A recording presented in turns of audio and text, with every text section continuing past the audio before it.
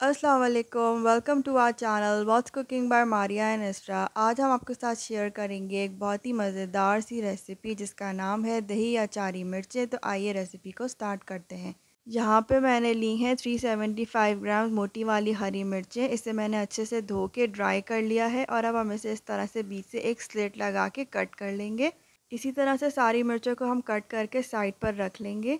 अब cooking pan में मैंने ऐड किया है 3 से 4 खाने के चम्मच तेल। इसमें मैं ऐड करूँगी 10 से 12 करी पत्ते और साथ में मैं ऐड करूँगी इसके 2 चमचे भर के ginger garlic paste. Table spoon use किया यहाँ पे मैंने। इसे अच्छे से सौते करेंगे 1 से 2 मिनट के लिए। अब इसमें हरी मिर्चें ऐड करेंगे और मिर्चें ऐड करने के बाद इसे हम फ्राई करेंगे 1 से 2 मिनट के लिए। जब तक मिर्चें फ्राई हो रही हैं हम इसका मसाला रेडी कर लेते हैं।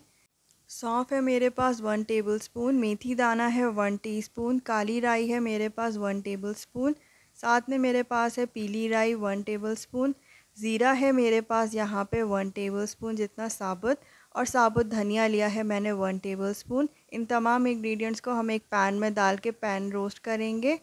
ड्राई रोस्ट करना है हमें इसे तब तक जब तक इसमें से अच्छी सी खुशबू ना आने लगे।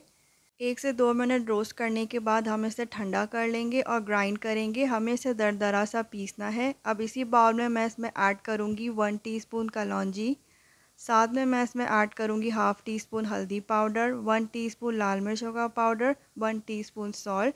इन तमाम मसालों को अच्छे से हम मिक्स कर लेंगे। अगर आप हमारे चैनल पर नए हैं तो हमारे चैनल को सब्सक्राइब कर लीजिए। इन मसालों को हम इस मिर्चों में मिक्स करेंगे। साथ में हम इसमें ऐड करेंगे आधा कप हिटा हुआ दही। इसको अच्छे से मिक्स करेंगे। इसके बाद मैं इसमें ऐड करूँगी 2 से 3 टेबलस्पून भर के इमली का पल्प। अगर आप इमली नहीं डालना चाहते तो आप इसमें एक लेमन जूस भी ऐड कर सकते हैं। क्योंकि ये अचारी मिर्चें बन रही हैं तो इसमें लेमन का फ्लेवर या फिर खटास की ज़रूरत है, तो इसलिए मैंने इसमें इमली को ऐड किया है।